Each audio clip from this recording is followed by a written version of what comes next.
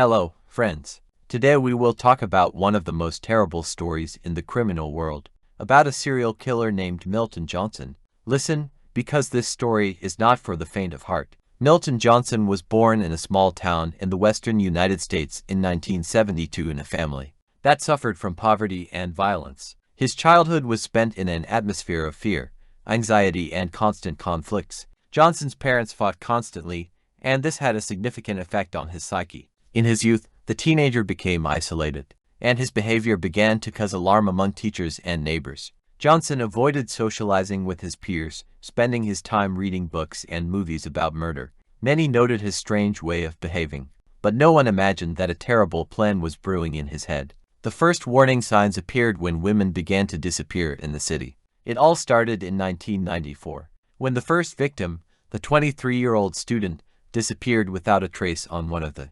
university campuses. Already a few days after the disappearance, the police began to receive calls from anonymous people who reported scary details. Anonymous witnesses claimed to have seen a stranger catch the hapless victim. Milton Johnson managed to avoid suspicion thanks to his ability to blend in with the crowd. He was a quiet, inconspicuous, and friendly guy. University friends even said that he is always ready to help with studies. However, it was only a mask that hid his true face. A few months after the disappearance of the first victim, it became known about the second, a young woman who also disappeared. The police tried to find out the circumstances of both cases, but without success. With each disappearance, the atmosphere in the city became more and more tense, and fear gripped the local residents. Meanwhile, Johnson continued to operate, picking up his victims on the streets of the city.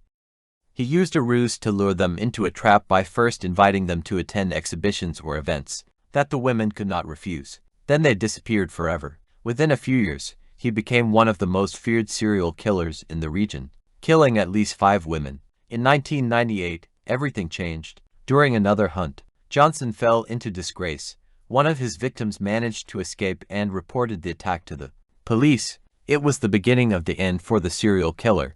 The police, armed with new evidence, began an active investigation operation. Thanks to a detailed analysis of testimony and surveillance video, Johnson was caught. During the trial, it was revealed that his crimes were part of a complex mental disorder. Psychiatrists claimed that Johnson suffered from narcissistic personality disorder, which explained his cruelty and ruthlessness. However, this did not reduce the suffering of the victims' relatives. Milton Johnson was given a long prison term without the possibility of parole. The cases of serial killers always leave deep scars in society. The story of Milton Johnson is a reminder of how important it is to monitor mental health, of the dangers that can lurk even in the most innocent individuals. This concludes our story. If you liked it, like it, subscribe to the channel and share your thoughts in the comments.